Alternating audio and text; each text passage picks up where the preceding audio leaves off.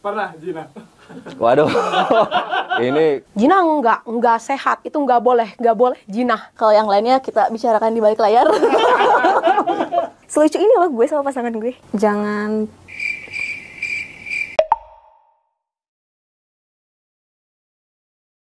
Genfan Official present.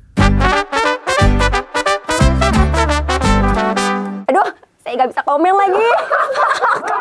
Menurut lo couple goals tuh kayak gimana? Couple goals menurut gue tuh yang sering pamer kemesraan di story atau di depan banyak orang. sesekali kalau pamer sih dibilang pamer enggak ya, cuma lebih ke mengekspresikan aja. Aduh, lo salah nanya orang.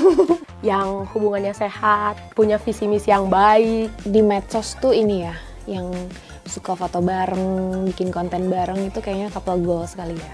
Tidak hanya ditambahkan di media sosial tapi di dunia nyata, gitu sih. Pokoknya di jalan yang positif, mantap.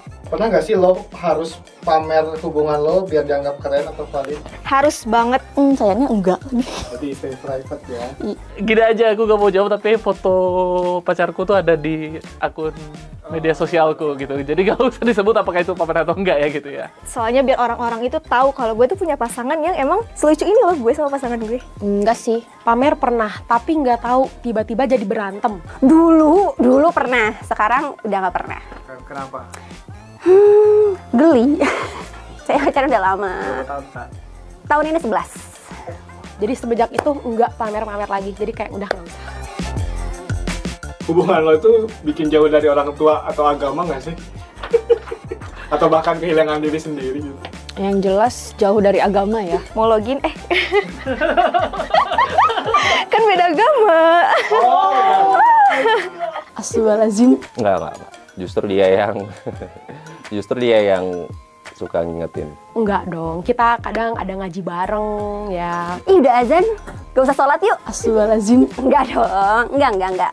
Alhamdulillah 2025 menjadi lebih baik. Enggak juga sih, ya maksudnya kalau misalnya kita ngomongin jauh dari agama, pacaran juga udah jauh dari agama kan sebenarnya. Astagfirullahaladzim.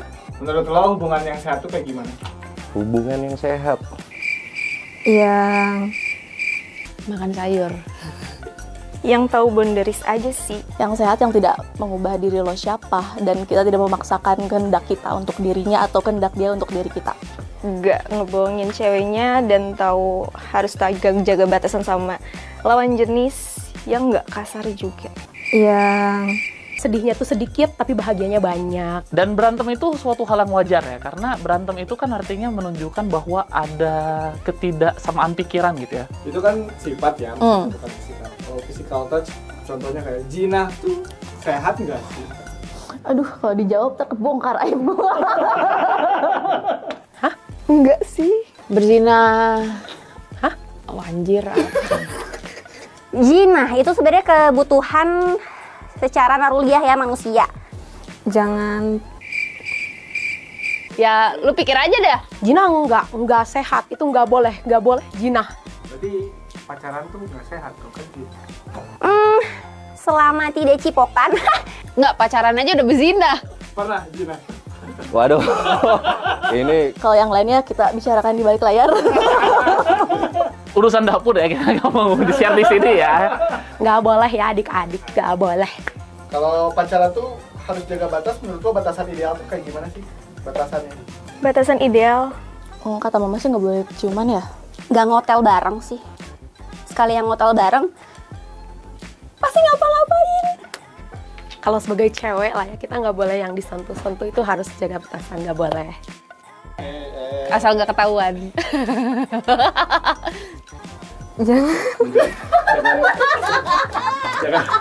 Jangan mencuri kabel. Jangan tahu. Kan nggak tahu ya maksudnya. Jangan terlalu berlebihan. Assalamualaikum warahmatullahi wabarakatuh. Hamdan syukranillah, salatan wassalaman ala rasulillah wa ala alihi wa sahbihi wa mawala amma ba'd. Teman-teman sekalian, zaman ini merupakan zaman yang terus maju. kita dihadapkan pada satu fenomena yang luar biasa. Terjadinya romantisme dalam kehidupan, baik di media sosial kita melihatnya, ataupun bahkan secara langsung di hadapan kita. Fenomena itu kita lihat sangat mencengangkan. Mengapa demikian? Misalnya ada orang sepasang laki-laki dan perempuan, kemudian dia anak muda, liburan bersama, berkumpul bersama, berdua-duaan layaknya pasangan yang sangat serasi dipandang oleh kita semua. Tapi pertanyaannya, apakah mereka itu adalah pasangan yang sah, yaitu pasangan yang sudah menikah dalam perspektif Islam? Tentu fenomena menunjukkan mereka belum menikah. Lantas pertanyaannya, bagaimana dalam perspektif Islam menyikapi ataupun bahkan menghukumi hal tersebut? Islam memandang bahwa yang dimaksud dengan couple goals itu adalah mereka yang telah sah secara syariat melakukan ikatan pernikahan. Sehingga tidak ada larangan untuk bermesraan, berdua-duaan, walaupun dalam catatan tertentu mereka harus dibatasi pada status sosial ataupun budaya yang ada. Perlu diperhatikan. Yang kedua, yang dimaksud dengan couple goals itu sebagaimana Allah firmankan dalam Al-Qur'an. A'udzubillahi minasyaitonirrajim. Wala taqrabuz zina innahu kana fahisyata wa sa'a sabila.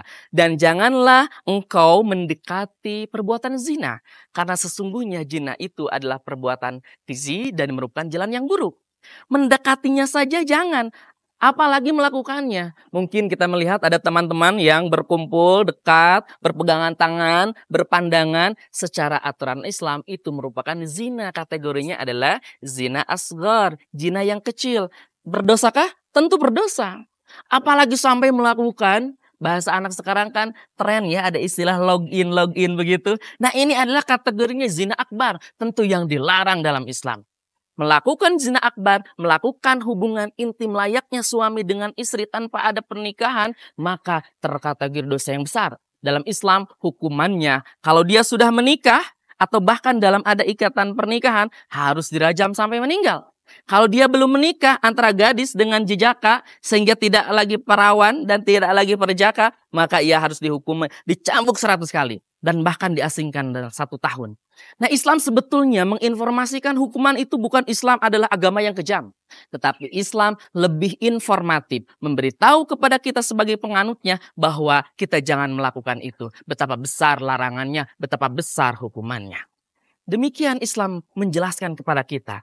Kemudian teman-teman sekalian, bagi anak muda terutama juga adalah para orang tua apabila melihat tayangan ini, bahwa kita memiliki tanggung jawab besar untuk mendidik generasi Qur'ani ke depannya. Generasi al-insan al-kamil, generasi yang sempurna, yaitu menjadi manusia yang unggul, memiliki karakteristik Quran, memiliki karakteristik Islam, menjadi seorang mukmin, menjadi seorang muslim, dan menjadi seorang muhsin yang sejati. Tentu upaya ini adalah tidak melepaskan dari trilogi pendidikan, lingkungan informal di keluarga, lingkungan formal di pendidikan, baik negeri atau swasta, dan di lingkungan non-formal di masyarakat. Integrasi semua lini bidang ini menjadi solusi bagi kita untuk mencegah tabaruj, untuk mencegah perbuatan-perbuatan zina, dan bahkan menjadikan mindset couple goals itu adalah dalam ikatan pernikahan tanpa adanya perbuatan dan dosa.